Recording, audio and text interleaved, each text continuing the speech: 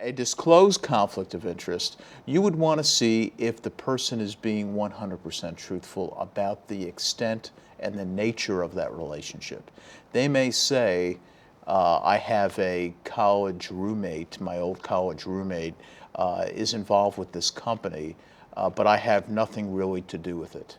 Well, do you have nothing to do with it?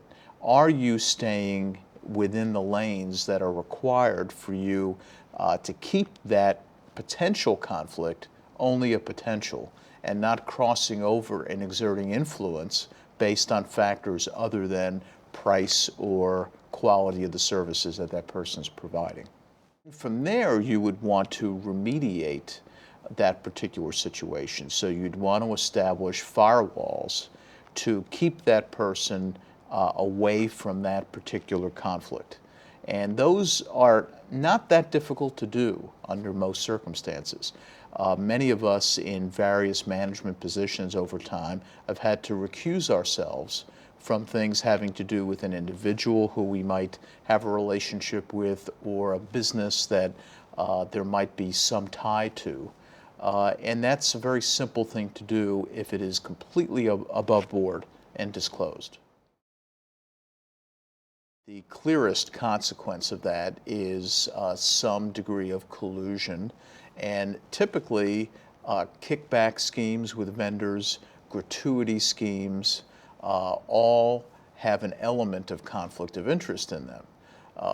By definition, if someone is receiving a kickback, a percentage of sales, or some kind of benefit for letting a contract or favoring a particular contractor, there's usually more to it than that. There's usually a relationship that underlied that whole problem. And that's why these conflicts need to be effectively managed. If it ends up being a conflict of interest that involves any kind of government regulated business, you're going to have the government regulators or the Department of Justice come in, and they're going to criticize the company for failing to prevent this. And if they knew about it, if it was disclosed, and they failed to take any kind of action, it's not going to go over well for the company in terms of the fines and penalties. I think the reporting hotline, if it's an anonymous reporting hotline that's marketed correctly, and I'll get to that in a moment, can be very effective because often employees just have an inkling that something is off. Something's wrong with this manager's relationship or this person's relationship with this company. They seem a little too close. They seem to know each other. They seem to do things together on weekends. And individuals who have that casual observation don't know enough to put their finger on it. But if you can get them to call that reporting hotline, you can get a lead that can create an investigation that might be able to reveal something. I think the best way to market that is often not to call it a hotline. It's to call it a helpline. It's to encourage employees that if you have a question or even a concern, it's not for you to be 100% sure.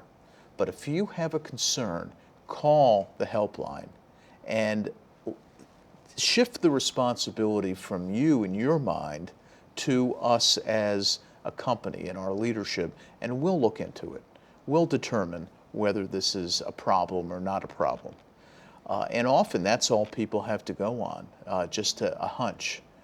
And in a lot of companies where the hotline is viewed as the 411, it's pulling the fire alarm, and I'll only call the hotline if it's something very serious. Employees then are not going to call about the hunch. They're only going to call when they know something is wrong. And you've weeded out unnecessarily an entire caseload of potential issues that you really want to be able to look at.